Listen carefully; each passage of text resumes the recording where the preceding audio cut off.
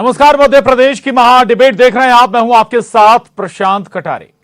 तो कल निकाय चुनाव के पहले चरण की होने जा रही वोटिंग से पहले आज की रात सियासी दलों के लिए बेहद भारी रहने वाली है। शायद निकाय चुनाव में उम्मीदवारों से ज्यादा चिंता इन निकाय चुनाव के नतीजों की पार्टी के दिग्गजों को होगी। उनकी सांसें इन नतीजों तक फूली रहेंगी जिनकी साख दांव पर लगी है। दिल की धड़कनें भी पार्टियों के उन विधायकों सांसदों की तेज होंगी जिनकी आगे की सियासत निकाय चुनाव के नतीजे तय करने वाले हैं। निकाय चुनाव में सब कुछ झोंक देने वाले सियासी दलों के लिए भी आधार भी है और वजह भी। आखिर विधानसभा चुनाव से पहले माहौल बनाने में निकाय के नतीजे बड़े काम आने वाले हैं। आलाकमान के सामने यह भी तो साबित करना है कि हम हैं तो जीत तय है, यानी ना का सवाल है ये निकाय चुनाव।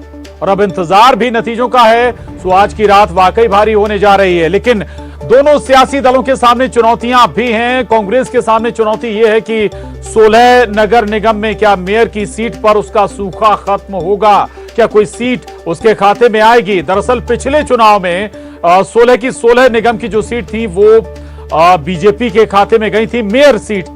लेकिन अब बीजेपी के सामने यह चुनौती है कि क्या वो अपना ये पिछला प्रदर्शन दोहरा पाएगी।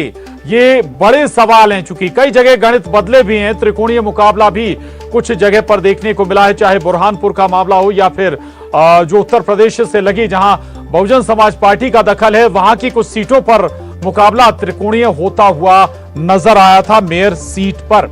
ऐसे में दोनों तरफ से चुनौतियां हैं। चुनौतियां बीजेपी के सामने भी हैं और चुनौतियां कांग्रेस के सामने भी हैं।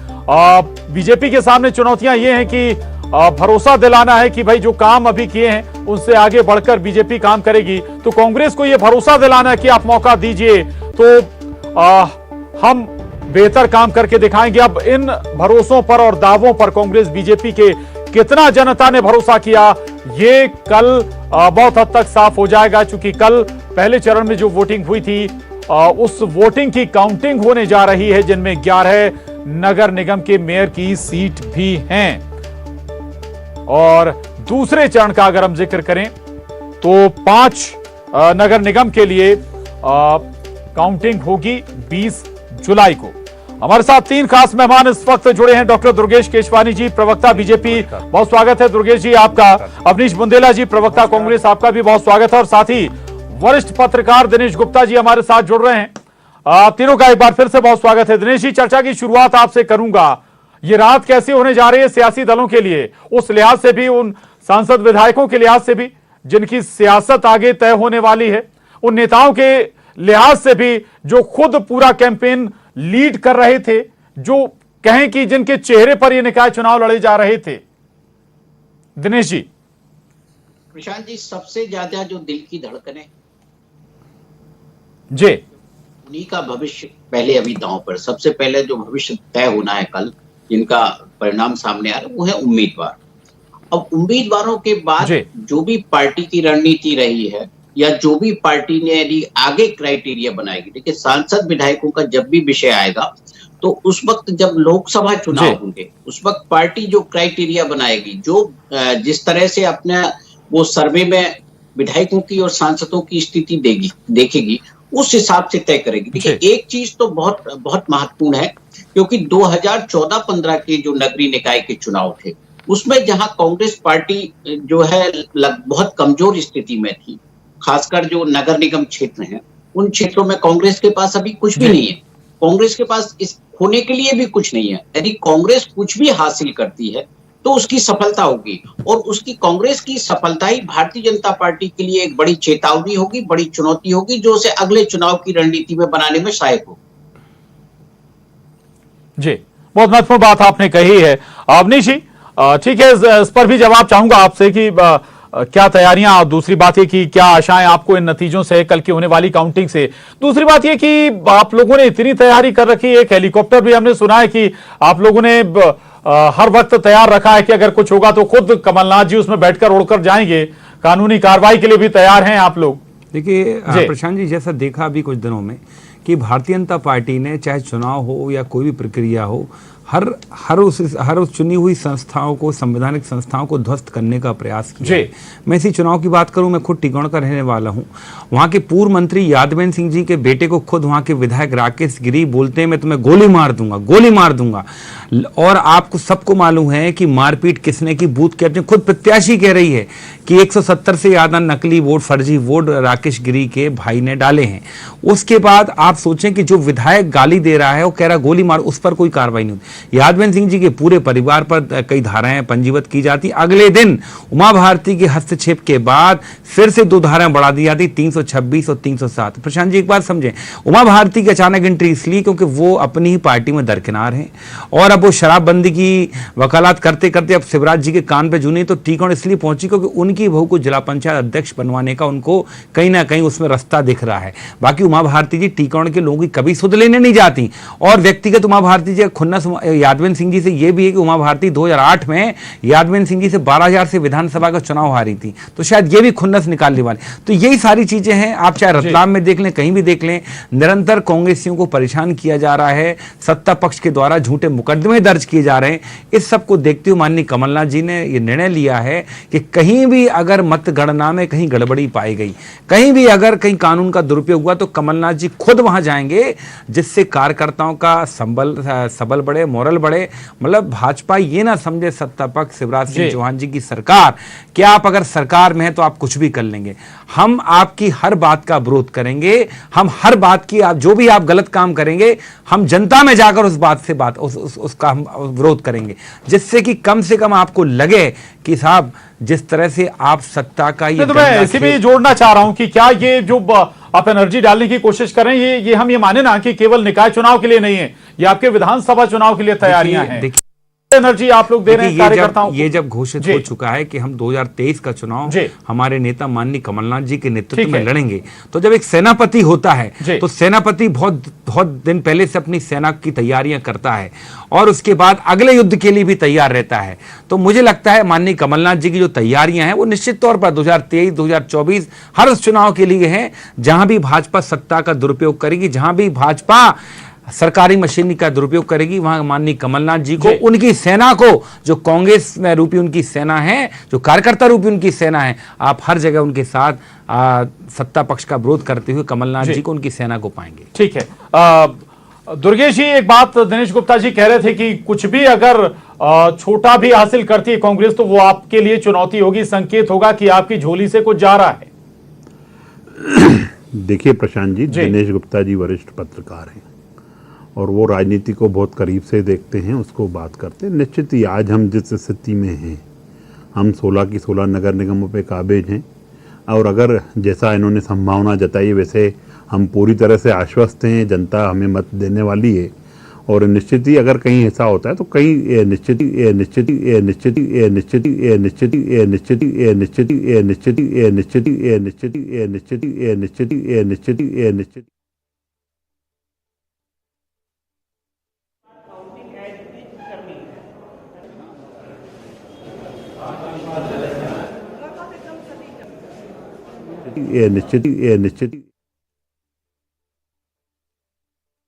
आरोप, आलोचनाएं, दोषारोपण, इल्जाम लगा के ही, आक्षेप लगा के ही जनता के बीच में था। उसके पास न कुछ करने को था, न कुछ जनता के लिए और अच्छा क्या कर सकते हैं उसको करने के लिए था। तो ये सिर्फ और सिर्फ इसको लेकर जनता के बीच में गए। जनता जिसको अच्छा नहीं मानती है, इसलिए वो लोग, मुझे पूरी तरह से आश्वस्त हैं हम कि हम 16 की 16 नगर निगमों में जीत रहे हैं और चुनाव जीत रहे हैं और पंचायतों में भी हमारी भारी बहुमत से जीत हुई। ठीक है। रही बात, एक सेकंड, हमारे कांग्रेस के प्रवक्ता साथी सेनापति, कांग्रेस की सेना, ये सब चीजें, शब्दों का यूज कर रहे हैं। मुझे लगता है कि लोकतंत्र में जनता ही जनार्दन है और जब जनता को आप उसके दुख में, दर्द में, तकलीफ में, उनके दर्द में जब आप खड़े होते हो तो जनता निश्चित रूप से आशीर्वाद देती है। यही कारण है कि हमें 2003 से लेकर अब तक जनता हमें आशीर्वाद देती आ रही है। प्रशांत जी, जनता की सेवा करना ही लोकतंत्र में सर्वोपरि है, और इसलिए आप देखेंगे कि हमारे मुख्यमंत्री जी सतत प्रदेश की 8 करोड़ जनता से सीधा संपर्क रखते हैं। बच्चियों के वो मामा हैं, बहनों के वो भाई हैं, और जो पुरुष हैं उनके भैया हैं। तो ऐसा 8 करोड़ जनता से जब आप सीधा संवाद रखते हैं तो जनता निश्चित रूप से उनको, वाकई ये जनता की सेवा के लिए पूरी मेहनत थी, या फिर जो लीडरशिप है, टॉप लीडरशिप है, उसको भी बताना है कि भाई हम चुनाव लगातार जीत रहे हैं, इन्हीं चेहरों पर जीत रहे हैं? देखिए, निश्चित रूप से अगर हम काम करते हैं तो जनता आशीर्वाद देती है। मैंने आपको बताया कि हमारे माननीय प्रदेश अध्यक्ष जी ने कोरोना काल में जब आदमी को उसके खुद के परिवार वालों ने छोड़ दिया था, उनको भी अगर ढांढस बनाने का काम किया तो हमारे भारतीय जनता पार्टी के कार्यकर्ताओं ने किया। हमारे कार्यकर्ताओं ने चरण पादुकाओं तक जो यहाँ से प्रवासी मजदूर वगैरह सब निकल रहे थे उनके लिए सेवा की। हमारे प्रदेश अध्यक्ष जी के आह्वान पर हमारे मुख्यमंत्री, हमारे मंत्रीगण पीपी के कैन पहन कर भी आपने देखा कि आईसीयू वार्ड में उनका ढांढस बनाते आए। जब आप जनता के साथ खड़े रहते हो ना प्रशांत जी, तब मुझे लगता है कि बहुत ज्यादा चीजें ऐसा बदलती ही नहीं है। जनता की सेवा, जनता की जो योजनाएं हैं, जनता जो चाहती है कि हमारे लिए ये काम करने चाहिए, हमारे लिए इस योजना को लाना चाहिए, इसके लिए हमारी सरकारें काम करती है। अंतिम पंक्ति में बैठे अंतिम व्यक्ति तक लाभ कैसे पहुंचे, उसके लिए हमारी सरकारें कुछ कहना चाहेंगे इस पर कि केवल इलेक्शन के समय पे एक्टिव होने से बात नहीं बनेगी? देखिए, ये तो इनको लगता है कि इनने बहुत काम किया, जबकि हमने देखा कि कोरोना काल में कैसे लाशों की भीड़ लगी रही शमशान घाट पर, उनको जलाने के लिए जगह नहीं रही। कैसे हमने देखा है, चाहे रेमडेसिविर इंजेक्शन हो, चाहे अस्पतालों में बेड की कमी हो, मतलब जनता को ठगा गया है ऐसे दुख के माहौल में। तो ये ना कहें, जो सेवा की है अगर की है तो वो सच्चाई सामने आएगी। बाकी आपको मालूम, हमारे महापौर प्रत्याशी इंदौर के चाहे संजय शुक्ला जी, हमारे कई अन्य नेताओं, हमने बहुत काम किया जनता के लिए, खुद के पैसे से काम किया, तो सरकारी पैसे से काम किया। और एक बात प्रशांत जी, हमने ये चुनाव सिर्फ और सिर्फ विकास के मुद्दे पर लड़ा है, क्योंकि 16 के 16 नगर निगमों में ये काबिज हैं, और कुछ नगर निगम ऐसे हैं प्रशांत जी कि जिन्होंने 25-25 साल से ये खुद काबिज हैं, और फिर भी आप देखें 2 घंटे की बारिश में सड़कें तालाब बन जाती हैं, सड़कें टूट जाती हैं, नालियां उफान पर जाती हैं। किस तरह का विकास आप कर रहे हैं? आप खुद ही जो विकास 2014-15 में लेकर आते हो, ये जो अपने स्टूडियो के बाहर ही आप देखें, जो बसें उन्होंने चलवाई थी बीच में डिवाइडर लगा के, और उसमें आपने 1400 करोड़ खर्च की, आज 300 करोड़ उसको 600 करोड़ उसको निकालने के लिए खर्च कर रहे हो। इससे साबित होता प्रशांत जी कि इनका विकास सिर्फ और सिर्फ भ्रष्टाचार है, बाकी इन्होंने कोई काम नहीं किया। और ये जो मामा बनने की बात कर रहे हैं शिवराज सिंह चौहान, ऐसे मामा हैं कि कटनी के बौरी बंद में खुद इनके प्रशासनिक अधिकारी 2 साल की बच्ची की छाती में लात। प्रशांत जी, जवाब ले लीजिए। ये शर्मनाक बात है, ये मामा होने की बात ना करें। और ये जो लाडली लक्ष्मी योजना के भी मैं इनको कल ही खोल दूं, 28,000 रुपए देते थे। जवाब दें, फिर इसके बाद मैं दिनेश जी के पास जाऊंगा। देखिए प्रशांत जी, कांग्रेस का एक कल्चर सा बन गया है। कांग्रेस का जो मूल स्वभाव है, झूठ बोलने का स्वभाव है इनका। ये ऊपर से लेकर नीचे तक, राहुल गांधी जी से लेकर नीचे तक, यहाँ पे जो डिबेट में बैठ के हमारे प्रवक्ता साथी झूठ बोल रहे हैं, ये झूठ परोसने का काम कर रहे हैं। अगर बारिश की जो बात कर रहे हैं, जब भी बारिश तेज होती है और जब क्षमता से ज्यादा जब पानी, मैंने आपको डिस्टर्ब नहीं किया अविनाश, आप भी सुनिए, मैं भी आपकी गंभीरता से बातें सुन रहा था। तो कहीं जब बारिश बहुत ज्यादा ओवरफ्लो होता है, तब जाके नाले ओवरफ्लो होते हैं। बाकी हम उसको पूरे व्यवस्थित करते हैं। अगर बारिश हो रही है, पानी निश्चित रूप से उस जल के लिए हम लोग तो हवन तक करते हैं कि भगवान पूरा पर्याप्त पानी देना, हमें पूरे साल भर के लिए पानी देना, क्योंकि ये इसको निर्मित नहीं किया जा सकता है। उसको रोकने के लिए अगर पानी में, अगर सड़कों पर कहीं मुझे लगता है अगर गड्ढे भी होते हैं ना, उसको सुधारने का काम हम करेंगे। हम अपनी जवाबदारियों से बचते नहीं है कि जैसे ही कमलनाथ जी ने साइन किया, और बोला हमें फंड नहीं, और ये भ्रष्टाचार की बात कर रहे हैं मेरे भैया कांग्रेस के साथी। तो भ्रष्टाचार वो होता है जो उमंग श्रृंगार जी जनता के बीच में आके कहते हैं कि दिग्विजय सिंह जी सबसे बड़े माफिया हैं, सबसे ज्यादा अगर लूटने का काम करते हैं तो वो करते हैं। अगर हम लोग आए प्रतिक्रिया तो ये भ्रष्टाचार है। और हमारे, अगर आपको भ्रष्टाचार लगता है तो आप मीडिया में आइए, आप अदालतों में जाइए, अगर आपको कहीं लगता है तो। पर ये सिर्फ झूठ फैलाने वाले लोग झूठ बोलते हैं। उमंग सिंगार की बात इनको बड़ी सच्ची लगती। उमंग सिंगार ने एक बात और कही परसों कि उनको ऑफर दिया गया विधानसभा की विधायक के तौर पे, पैसे का ऑफर दिया गया करोड़ों का कि मैं क्रॉस वोटिंग करूं। ये भी सच मान लो, ऐसा क्यों कर रहे हो आप? और दूसरी मैं इसकी बात का जवाब दूंगा। प्रशांत जी, दूसरी बात ये है, आप एक बात समझें प्रशांत जी, ये जो बारिश की बात कर रहे, इतनी ज्यादा बारिश नहीं हुई है। सिर्फ भोपाल की बात नहीं कर रहा हूं, आप कटनी चले जाएं, सागर चले जाएं, फिर अगर सागर में तो एवरेज से कम बारिश हुई है। और इसमें अभी की बात नहीं है, आप 45 करोड़ हर साल खर्च करते हैं नालियों को साफ करके, आपकी नालियां साफ क्यों नहीं होती हैं? मुझे बताएं। आपकी महा विकास अघाड़ी की सरकार थी। खैर मैं वहां पर नहीं जाऊंगा चर्चा में, दिनेश जी के पास आऊंगा। दिनेश जी, जिस बात का हम जिक्र कर रहे हैं, अब तो खैर तस्वीर बदलने वाली नहीं है दावों और आरोपों में। महाविकास अघाड़ी की सरकार को भी किस तरह में बदले, आ रहा हूं सर आपके पास, आ रहा हूं सर, आ रहा हूं। दिनेश जी, आखिर इतना एनर्जी, इतनी ज्यादा ताकत क्यों लगाई गई? ठीक है, मानते हैं कि सबसे पहले किस्मत उन्हीं की तय हो रही जो चुनाव में लड़ रहे हैं, लेकिन क्या बाकी लोग इससे इफेक्टेड नहीं होने वाले?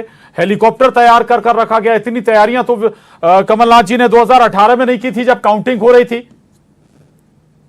देखिए प्रशांत जी, 2018 के बाद ये जो 2022 में नगरीय निकाय का जो चुनाव हो रहा है, पहला ऐसा चुनाव है जो पूरे प्रदेश में हो रहा है। और इसका जो रिजल्ट, जिसे हम कहते हैं ना, चावल का एक दाना निकालने से पता लग जाएगा कि जो है चावल पका कि नहीं पका है। तो दोनों राजनीतिक दलों के लिए, कांग्रेस चूंकि 2018 में सत्ता में आई थी और भारतीय जनता पार्टी को नुकसान हुआ था, तो भारतीय जनता पार्टी के लिए भी एक टेस्ट इलेक्शन है। ये पता लगेगा कि उसकी पूरे प्रदेश में किस तरह से वोटर का माइंड सेट हुआ है या किस तरह से माइंड चेंज हुआ है। और कांग्रेस पार्टी में आप देखिए, पोस्ट ज्योतिरादित्य सिंधिया ये जो है इलेक्शन हो रहा है, तो ग्वालियर चंबल रीजन में जिस तरह का दृश्य होगा सामने, या उनका जो प्रभाव क्षेत्र होगा, वो भारतीय जनता पार्टी के लिए कितना मददगार रहा है, ये भी जो है उसमें बहुत महत्वपूर्ण रहने वाले हैं। बहुत सारी चीजें हैं जो 2022 की बुनियाद पर 2023 के विधानसभा चुनाव में रिफ्लेक्ट होंगी, क्योंकि ये जो 22 का चुनाव है, ये जैसा कि हम बात कर रहे थे विधायक और सांसदों और नेताओं को जो भविष्य तय करने वाला है, तो ये पता लगेगा कि कमलनाथ की जो संगठन क्षमता है, उनकी जो रणनीति है, वो कितनी कारगर रही है। दिग्विजय सिंह और कमलनाथ जी का जो कोऑर्डिनेशन है वो इफेक्टिव है कि नहीं है। शिवराज जी की लोकप्रियता अभी भी बरकरार है या उसमें कोई कमी आई है? जिस तरह से हम देख रहे हैं कि क्योंकि बड़े नेताओं का चुनाव ये हो गया था, तो बड़े नेताओं का जो चुनाव हुआ, तो उस लिहाज से भी देखेंगे तो 2023 की तैयारी इन दोनों पार्टियों में दिख रही थी। और चूंकि दो दलीय व्यवस्था हमारे यहाँ है, तो कई बार नेचुरली जो है, यदि हम बीजेपी के खिलाफ हैं तो जो है कांग्रेस को वोट देंगे, कांग्रेस के खिलाफ हैं तो बीजेपी को वोट देंगे। ये अधिकांश हमारे यहाँ स्थिति रहती है।